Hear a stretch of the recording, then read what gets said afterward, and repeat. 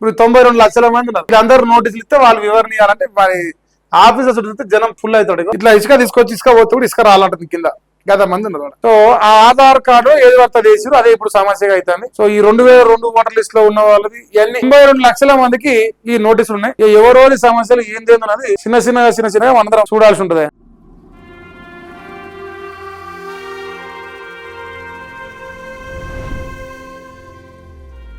Vote కోసం కోటి తిప్పలట 92 లక్షల మందికి సర్ నోటీసుల టెన్షన్ ఉందట. ఇక వివరణ ఇచ్చేందుకు రావాలంటున్న బిఎల్ఓలట వృద్ధులు దివ్యాంగులకు తప్పని తిప్పలట. గంటల తరబడి మున్సిపల్ ఆఫీసుల వద్ద క్యూ కడుతున్నట. భారీగా వస్తున్న జనం అట కనీస సౌకర్యాలు లేవట. ఇప్పుడు 92 లక్షల మంది ఉన్నారు. వీళ్ళందరూ నోటీసులు ఇస్తే వాళ్ళు వివరణ ఇవ్వాలంటే వారి ఆఫీసర్స్ చూస్తే జనం ఫుల్ అవుతాడు. బుధవారం కరీంనగర్ లో సర్ నోటీసులకు రిప్లై ఇచ్చేందుకు వచ్చిన ఓటర్ ఇంతమంది. ఇట్లా ఇసుక తీసుకొచ్చి ఇసుక పోతే కూడా ఇసుక రాలంటుంది కింద గత మంది ఉన్నారు. మీరు ఫస్టే ఈ నోటీసు ఇచ్చే పరిస్థితి రాకుండా మీ బిఎల్ఓలు సరిగ్గా పనిచేసి అప్పుడే మీరు పూర్తి స్థాయి వివరాలు తీసుకుంటే ఇలా ఈ పరిస్థితి రాకపోతుంది కదా. మీరు చేసే తప్పుకి ఇలా సామాన్య ప్రజలు అనుభవిస్తున్నారు. అక్షర దోషాలట, వయసులో తెరట. బుధవారం కరీంనగర్ బల్దియాకు వచ్చిన వారిలో చిన్న అక్షర దోషాలు ఉన్నవారు, ఇంటి పేర్లు తప్పుగా పడిన వారు ఉన్నారట. తోబుట్టుల మధ్య 9 నెలల కంటే తక్కువ ఏజ్ గ్యాప్ ఉండడం, తల్లిదండ్రులు పిల్లల మధ్య 15 ఏళ్ల కంటే తక్కువ లేదా 50 ఏళ్ల కంటే ఎక్కువ ఏజ్ గ్యాప్ ఉండడం, తాత మనవళ్ళ మధ్య 40 ఏళ్ల కంటే తక్కువ వయసు తేడా ఉండడం సమస్యగా మారిందట. పుట్టిన తేదీ తెలియని చాలా మంది అనామతగా తమ వయసు చెప్పే ఆధార్ కార్డులో ఇష్టం వచ్చిన తేదీలున్నట సంవత్సరాలు వేయడం సమస్యగా మారిందంట. ఇక ఓటర్ పేరు లేదా వారి తల్లిదండ్రుల పేరు గత 2022 ఓటర్ల జాబితాలో లింకు కాకుంటే అలాంటి వారికి కూడా అన్మ్యాప్డ్ కేటగిరీ కింద నోటీసులు జారీ చేసినట. సో తల్లిదండ్రుల పేర్లలో తేడా, బంధుత్వ వివరాల్లో మార్పుల వల్ల కూడా నోటీసులు అందాయని పలువురు ఓటర్లు పేర్కొన్నారు. 2002లో ఓటర్గా ఉన్న తమ వివరాలు సమర్పించినప్పటికీ తమ తండ్రి వివరాలు నమోదు చేయనందున తమకు నోటీసు వచ్చిందని మరో ఓటరు వాపోయినట్టు.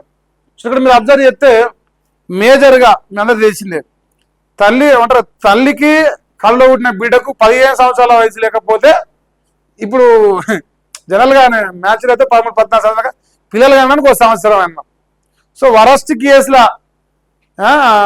బాల్య వివాహాలు చేసుకున్న తల్లిదండ్రులకు పుట్టిన పిల్లలైనా సరే 15 సంవత్సరాల కంటే వయసు తక్కువ గ్యాప్ అయితే తక్కువ ఉండదు. సో అలాంటి వాళ్ళకు కూడా నోటీసులు పోయినాయి. తర్వాత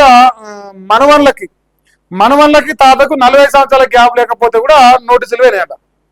ఈ పేర్లు కింది మీకు రావడం మేజర్గా మన తల్లిదండ్రుల పుట్టినరోజులు వాళ్ళ డేట్లు ఉండవు.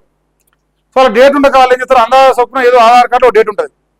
దాని ప్రకారం చూస్తే ఏజ్ గ్యాప్ సెట్ అవుతలేదు కాబట్టి వీళ్ళందరికీ ఇట్లా ఈ 92 లక్షల మందిలో మేజర్ ఏ రీజన్ ఉండొచ్చు. ఎందుకంటే కరీంనగర్ ఇది బయటపడ్డది. ఇక మిగతా ప్రాంతాలు కూడా ఇదే రీజన్ ఉండొచ్చు, అంతే కదా. మేజర్గా గప్పట్లో ఆధార్ కార్డులు తీసుకున్నప్పుడు నాకు తెలిసి 2008-9లో 7-8లో ఆధార్ కార్డు ఇచ్చినట్టు గుర్తుంది. నేను 6వ తరగతి చదువుతున్నప్పుడు. సో ఆ ఆధార్ కార్డు ఏది వర్త చేసారు అదే ఇప్పుడు సమస్యగా అవుతుంది. సో ఈ 2002 ఓటర్ లిస్ట్ లో ఉన్న వాళ్ళది ఇవన్నీ 92 లక్షల మందికి ఈ నోటీసులు ఉన్నాయి. ఇక ఎవరోని సమస్యలు ఏందేందన్నది చిన్నగా మనందరం చూడాల్సి ఉంటుంది. సో ఏం జరుగుతున్నది తెలియాలి. ఈ ఒకవేళ ఇంకా ఎవరికైనా నోటీసులు రాకపోతే సంబంధిత అధికారులను మీరు సంప్రదించే ప్రయత్నం చేయండి. నోటీసులు అయితే చిన్నగా ఇస్తున్నారని అంటారు. మీ ఊరకు వస్తాయా, మీ ఊరకు వచ్చినాయా? 18 లక్షల మందికే నోటీస్ ఇచ్చినా నిన్న మన వార్తలు చేయడం ఏదో టెక్నికల్ సమస్యల వల్ల ప్రింటింగ్ కాలేదు, ఇంకోటి కాలేదు. సో మీకు నోటీస్ వచ్చిందా? ఒకవేళ వస్తే మీ వివరణ ఎప్పుడు ఇవ్వాలి? మీరు వివరణ ఇచ్చిరా? వివరణ ఇచ్చినాక మీరు అధికారులు కన్ఫర్మ్ చేసి మీ ఓటు ఉందని కన్ఫర్మేషన్ మీకు ఇచ్చిరా? ఇవన్నీ చూసుకోరు. సో ఈ సర్ కార్యక్రమంలో ఇంకా ఫైనల్ కాలే. టోటల్గా ఎన్ని ఓట్లు ఉన్నాయి, ఎన్ని పోతాయి, ఏంది ఈ నోటీస్ ఇచ్చిన వల్ల ఎంతమంది క్లియర్ అవుతారు, ఎంతమంది క్లియర్ గారు, ఇవన్నీ తేలాల్సి ఉన్నది. ఆందోళన అయితే ప్రజలకు అనిపిస్తుంది. ఇప్పుడు ఓటు లేకపోతే అది దేశంలో ఉన్నట్టా లేనట్టు కూడా ఉన్నది జనాలకు. చూసుకోరు ఇక.